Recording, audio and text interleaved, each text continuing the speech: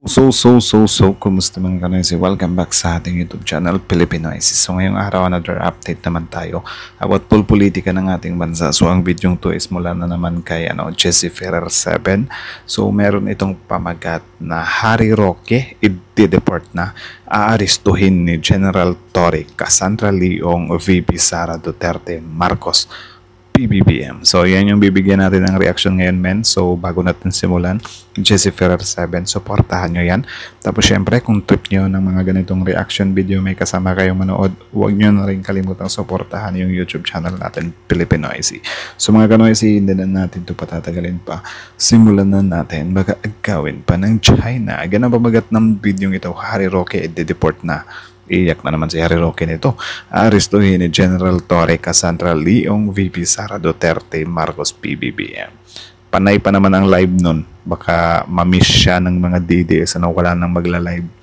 Yung mga DDS na mas trip pang panoorin yung live ni Harry Roque kaysa sa improvement ng Pilipinas. So anyways, Jesse Ferrer 7, Pilipinoisis. Like, comment, share, subscribe. Start.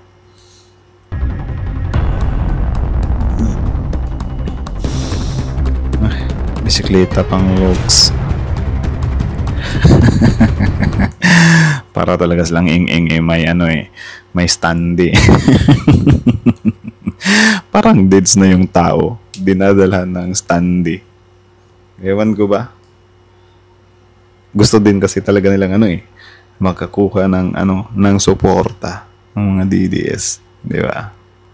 Kasi kapag sila-sila lang, parang maboboard yung maboboard yung mga supporters ng DDS. Wala namang update kay Tatay Digong. Tapos yun, kapag may standy, nandyan si Tatay Digong, sinasabuhay nila. Hindi pa naman deads yung tao. Nasa kulungan lang naman. Diba? Robin, no? Hello, ayan yan ang tulungan ni Tatay Digong. Narito si Harry Roque, nag-apply ng pera para magkaroon pa kayo ng tracker team. Ano yan? Kaya kayo bumuo ng tracker team para hanapin ako para may pondo na Wow. Concern na concern. Diba? Nag-aaksaya daw siya ng pera Hindi, mag-aksaya ka. Malay namin ng perang yan. Tapos, yun, kine-question niya yung mga tracker daw na hahanapin siya na pera ng gobyerno. Mas maigi na yun kaysa naman idaan dun sa confidential funds tapos hindi na natin alam kung saan na napunta yung perang yun. Diba? Harry Roque talaga, kurakot ninyo. Alam na naman ng lahat kung nasaan ako. Ayan, araw-araw nandito ako sa piling ni Tatay Digong.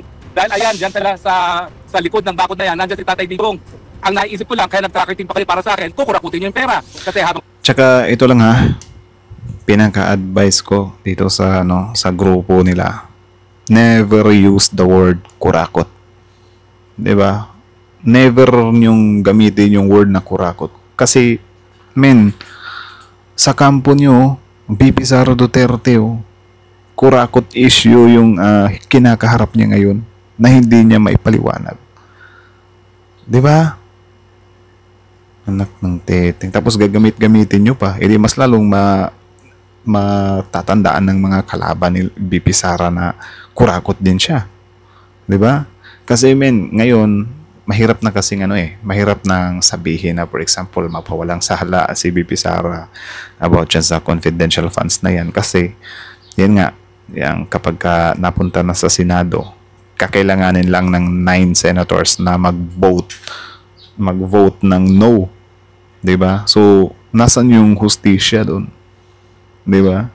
Kung paramihan lang din pala nang magvo-vote ng no. Hindi naman talaga ito, ipaliwanag mo nga itong mga ebidensyang to VP Sara. Tapos kapag hindi maipaliwanag, dapat convict.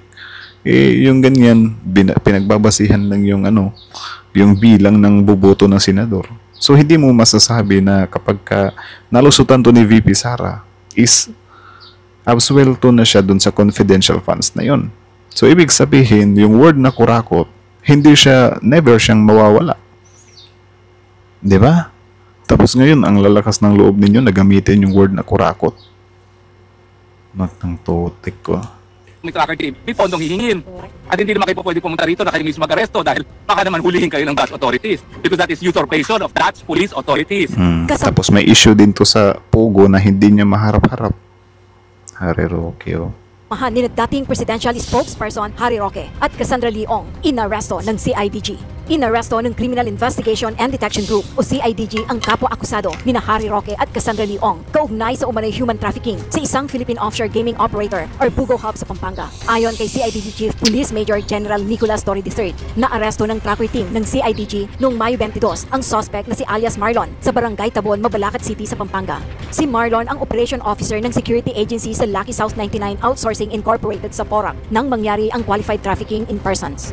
Samantala, hinihikayat ni Torre ang iba pang kapwa-akusado ni Marlon, Roque at Ong na sumuko na sa otoridad. Ano na lang kaya kapag ka naging PNP chief pa si Torre?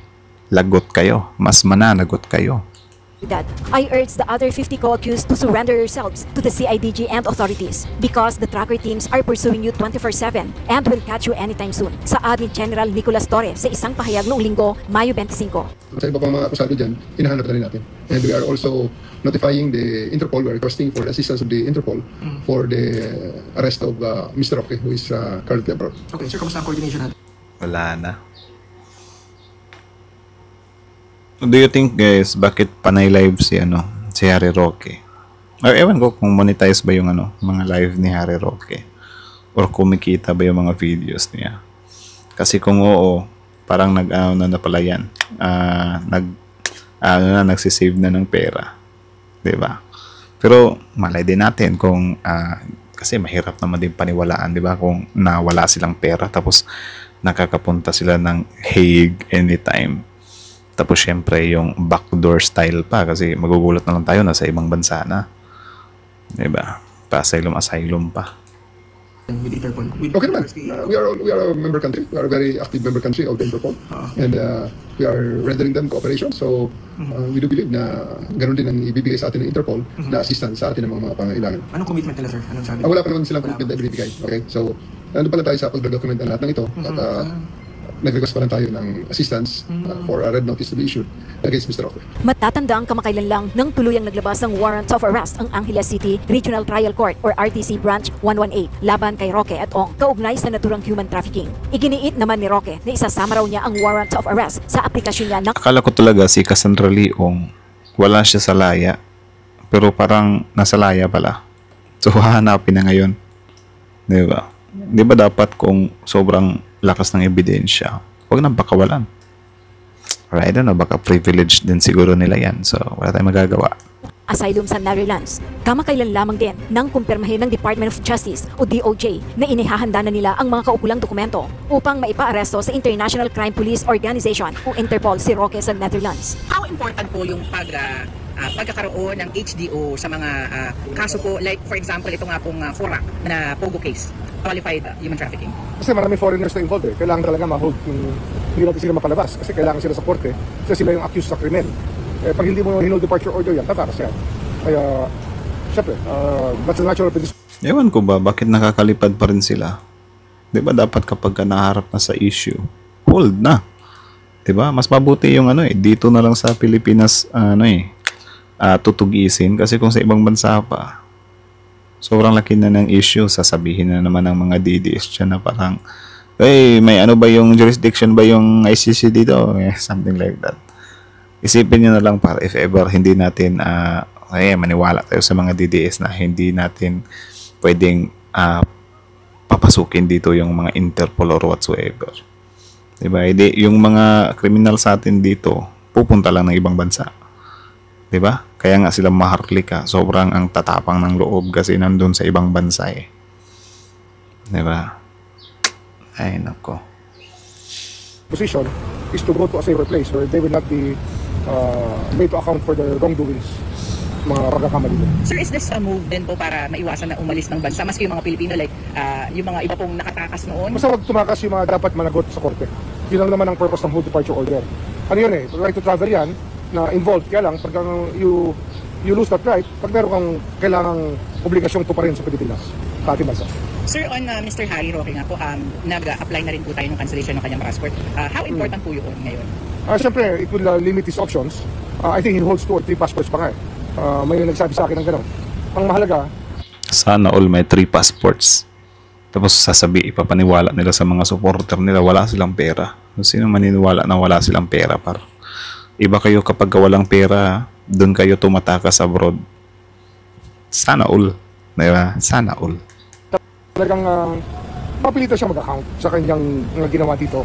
At depende sa kanya sa sarili niya. Oo. Eh, hindi pa nga nagsisimula ang lahat pinatakasan niya na, di ba? Kaya sa batas natin, flight is an indication of guilt. Kaya sana, harapin niya na lang para naman maging madali ang lahat para sa ating bansa. Sir, paano ba yung pagka-cancel na yung passport? Siyempre, undocumented alien na siya. Depende yan sa grant of asylum kung bibigay sa kanya ng Netherlands. Pero I doubt it kasi Netherlands is one of the countries that goes against human trafficking, which is the charge against Harry Roque. Sir, theoretically, kung walang asylum, tapos undocumented alien ng isang tao. Deportation na yun. Kasi pag undocumented ka, you have to be deported. Sir, kailan na pa yung cancellation Friday ba? I think Friday. Nagbigay naman ng opinyon si Attorney Enzo Recto. O yan mga kabunyog may ginawa na namang panibagong hakbang ang DOJ. Inanunsyo ni Secretary of So ayan, courtesy din sa kay Attorney Enzo Recto. Justice Boying Rimulya na pinapakansilan na nila.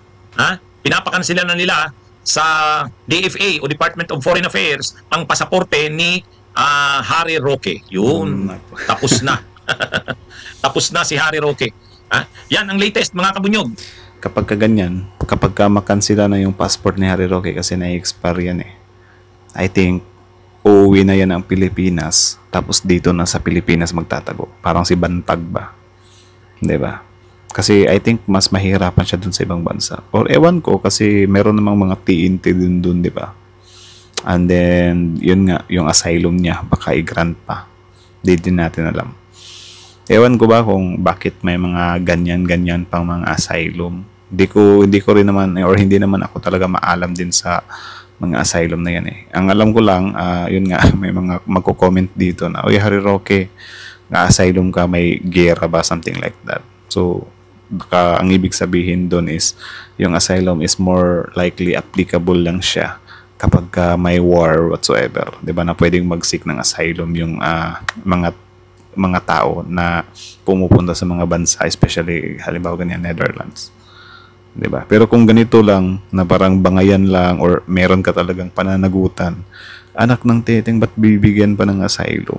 'Di ba? Parang nagiging konsentidor ka na niyan 'Di ba? Ay nako.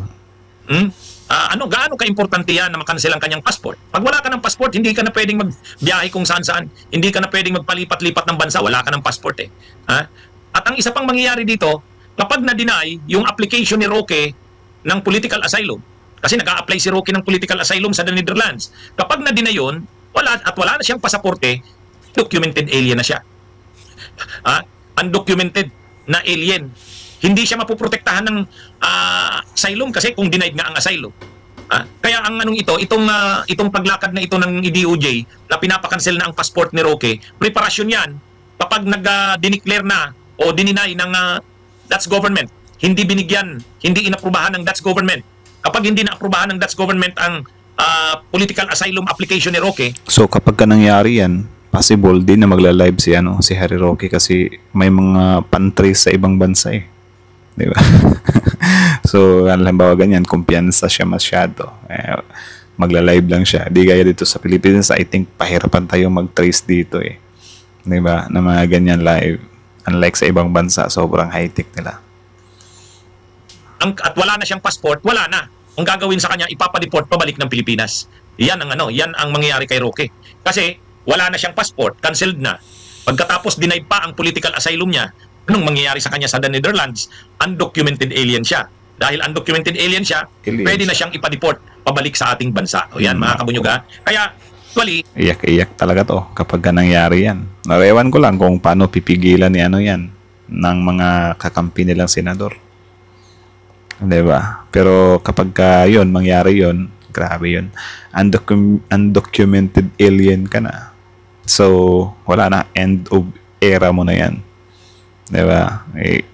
Sinusulit na lang siguro ni Harry Roque yung pangbabardagol niya dyan sa live niya.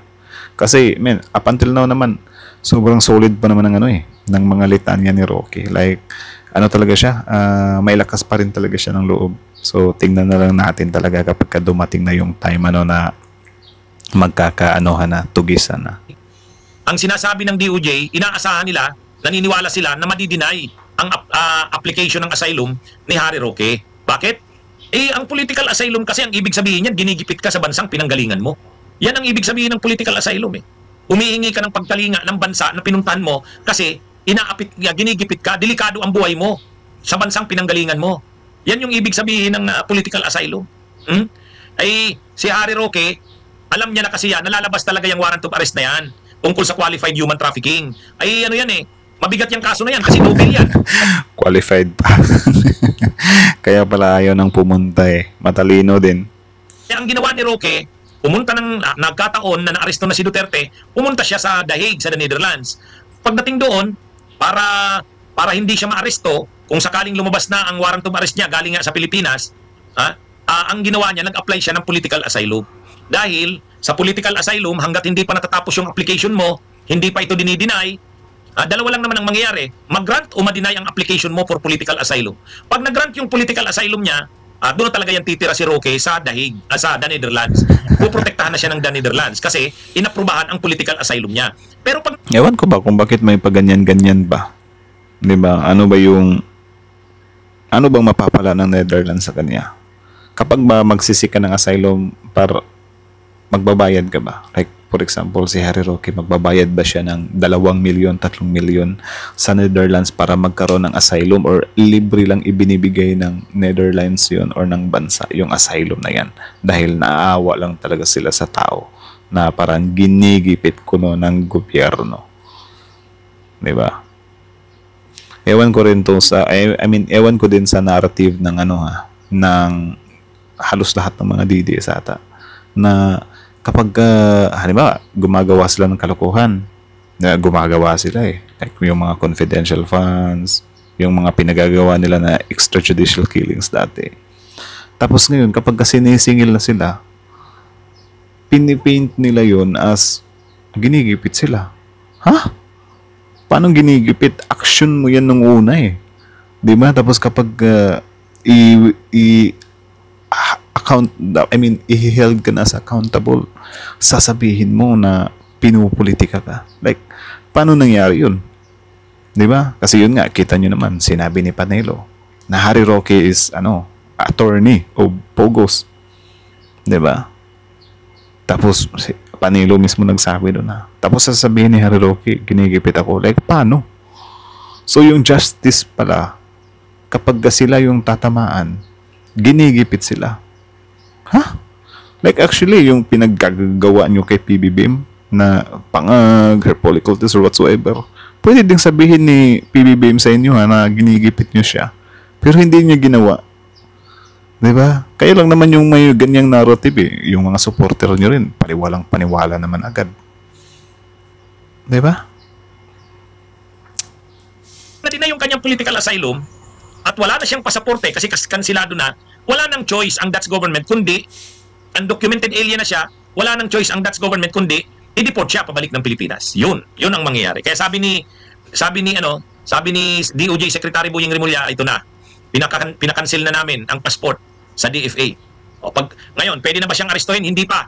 Kasi nga may political asylum application si Roque sa the Netherlands. Pero pag na-deny ang asylum application niya, ang political asylum application niya, at wala na siyang passport kasi kansilado na, ipapabalikin na siya sa Pilipinas.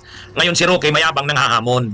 Hinahamon ng DOJ. Sabi ni Roque, hinahamon ko ang DOJ. So, yun nga, sana lang ma-deny yung asylum niya, para aabangan na lang siya dito sa Pilipinas. Yung pag-uwi niya, aabangan na lang siya dito. Sige, pauwiin niyo ako yan sa Pilipinas. Tingnan natin kung magagawa niyo. Mayabang kasi si Roque kasi nga, naniniwala siya na mag-grant yung kanyang political asylum. Yun ang niya. Actually, di nga natin sure Malay natin, pinapaniwala niya lang yung mga supporter niya na papabor sa kanya yung asylum niya. Or positibo niyang makuha or sobrang smooth niya lang makukuha yung asylum. Di ba? Di natin sure. Kasi sa dami ba naman ng issue, di ba? Tapos syempre, Netherlands, The Hague, di ba? Gustong-gusto nila yung mga ganyan. Sila Duterte. Di ba? Grabe, Harry Roque. Kaya sobrang positive sa isip Yun ang paniwala niya. Kasi paniwala si Roque na may political persecution sa kanya. Ibig sabihin, ginigipit siya sa bansa natin. Di Pero ba? pag naliwanagan naman ang Dutch government na hindi naman pala ito pinipersecute politically, mayroon naman pala talaga itong mga kaso kasi at mabibigat pala ang kaso dahil qualified human trafficking. Sa Europe Sana mag-inquire din dito yung yung Dutch. kasi, lalo na dyan sa the Netherlands, mabigat kapag ang kaso human trafficking. Lalo na ang kaso niya, hindi naman ordinaryong human trafficking, hindi simple human trafficking, qualified human trafficking. Kaya, pag nalaman ng Dutch government na yan pala ang kasong kinakaharap niya sa Pilipinas, may matibay palang mga ebidensya laban sa kanya, ay wala, sa tingin ko. At yan din ang tingin ng DOJ, madi-deny ang political asylum application. Madi-deny yan. Kasi makikita naman ng sabi nga ni Panelo, tama naman si Panelo eh. Sabi ni Panelo, paano naman nasabi na ginigipit siya dahil sa pagiging kritiko ng administrasyon? O sabi ni Panelo, bakit siya raw? Kritiko rin naman siya ng administrasyon, mas matindi pa nga daw siya mag-criticize. Pero bakit daw hindi siya kinakasuhan? Sabi ni Panelo. Kasi sabi ni Panelo, wala naman akong ginawang krimen eh.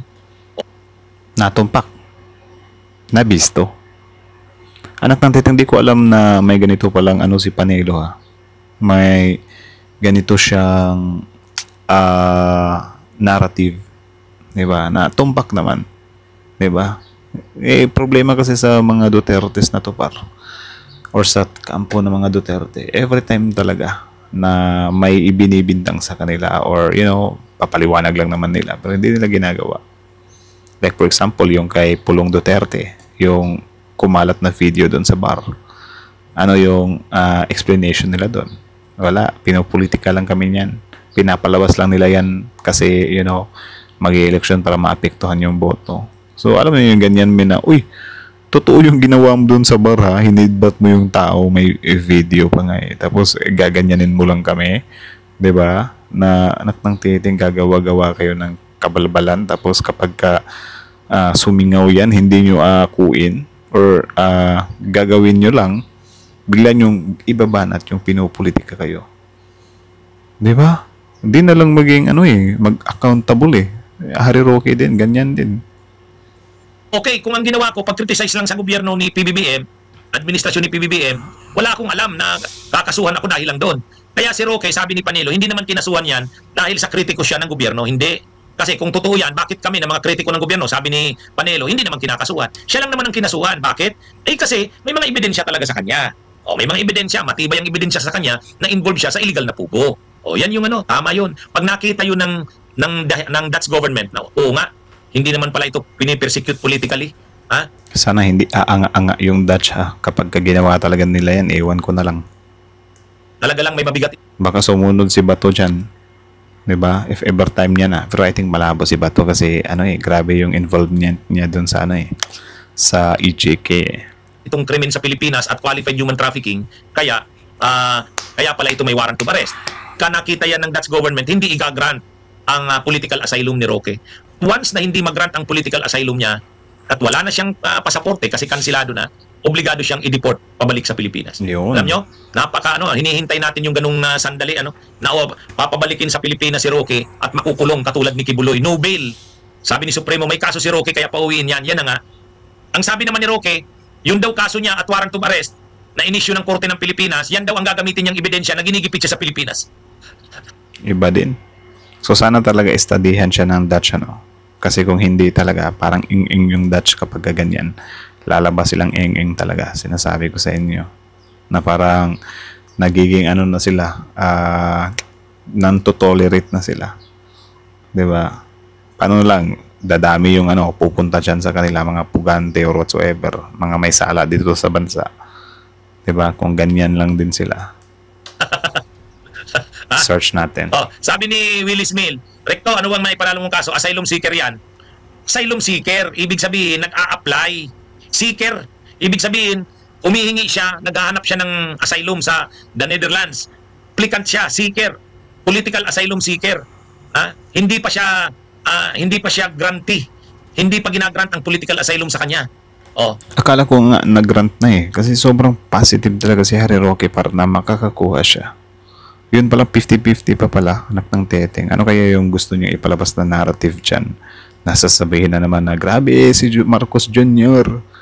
Inano yung dito sa dahig. Alam ko na makakuha ko pero hindi ako nakakuha. Siya na naman yung may kasalanan nito. Malay natin, baka yun yung sasabihin niya kapag hindi siya makakuha. Sisisihin niya naman yun, bulol. Sisisihin na naman niya si PBBM na hindi siya nakakuha ng asylum. My goodness, puro na lang kayo sisi sa Pangulo Dahil hindi pa siya political asylum grantee, hindi pa nagagrant yung political asylum niya, hindi pa sigurado. Posible pang ma-deny yun eh. At ano ang pagbabasihan ng Dutch government para i-deny yun? Ay di siyempre, titingnan, ginigipit ba talaga ito sa bansang Pilipinas? Pag nakita ng Dutch government, hindi naman pala ito ginigipit, may kaso talaga ito. Ha? Di ba? Yun lang. Ano yan? Ito yan mga kabunyog, mga kabayan. Ano itong ano na to? Tama itong ginagawa ng DOJ. Ang ginawa kasi ng DOJ, pinapakansil na yung passport para pag na-deny yung application ni Roque ng political asylum, papabalikin na siya sa Pilipinas. Okay? Come on, Roque. Excited na kami sa iyong pagbabalik. Sasalubungin ka namin dito. I mean, mga kapulisan pala. Sasalubungin ka ng mga kapulisan sa pagbabalik mo. Diba? Baka ikaw yung PRRD the second na dun pa lang sa airport, boom, kulong. Diba? So, yan yung hihintayin natin para. Sige mga kabunyog, mga kabayan, magandang araw sa inyong lahat. Mabuhay po tayo. So, yan lang naman mga kanoisis. So, kayo na masasabi nyo dito, comment down below. Tapos yun, pag-usapan natin yan sa comment section. So, again, ang video nito is mula kay Jesse Ferrer 7. Supportahan nyo yan. Tapos, syempre, bago nyo iwan yung YouTube channel natin, Pilipinas, don't forget to like, comment, share, subscribe. So, again, original video link in the description box below. Panoorin nyo rin, subscribe nyo rin, Jesse Ferrer 7. Also, courtesy na rin kay Atty. Enzo Recto. So, kita nyo naman yun par. Mahirap pa sa klaro yun. Diba? Harry Roque, grabe talaga. Made-deport pa nga kapag ka ma-deny yung niya, asylum niya. May sinearch ako kung may bayad ba. So, yun sabi dito, ang pag-apply para sa asylum sa Netherlands ay libre. So, libre pala. Pero sana naman hindi ma-abuse yung ganyan Kasi kapag ma-abuse yan, dadami yung mga pugante o may mga kasalanan sa mga bansa-bansa dun sa kanila. Ayon sa Immigration and Naturalization Service or IND, walang bayad ang aplikasyon para sa Asylum Residence Permit. Legal na tulong. Ang mga asylum seeker ay may karapatang tumanggap ng legal na tulong mula sa isang abogado sa panahon ng asylum procedure. Ang abogado ay otomatikong itatalaga sa asylum seeker at ang gastos para sa legal na tulong na ito ay karaniwang sinasagot ng gobyerno, lalo na kung ang kita at ari-arian ng aplikante ay nasa ibaba ng itinakdang limitasyon. Grabe. Pero syempre, I think may under the table dyan. Or malay natin, di natin alam, di ba? Di natin alam. Habang ang aplikasyon mismo ay walang bayad, maaaring may iba pang gastusin na dapat isaalang-alang. Pamumuhay, di ba? So, yan yung sinasabi ko sa inyo. Ang mga asylum seeker ay tumatanggap ng pangunahing suporta kabilang ang tirahan at maliit na allowance para sa pang-araw-araw na gastusin.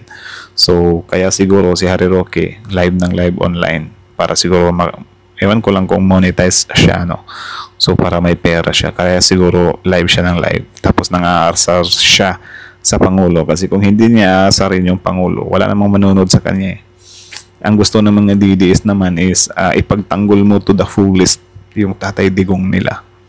'Di ba? Kung gagawin mo 'yan, automatic susubaybayan ka nila. 'Di ba? So, parang nasa na pala, nasa tawag diyan, nasa desperado mode na si Harry Roque ngayon.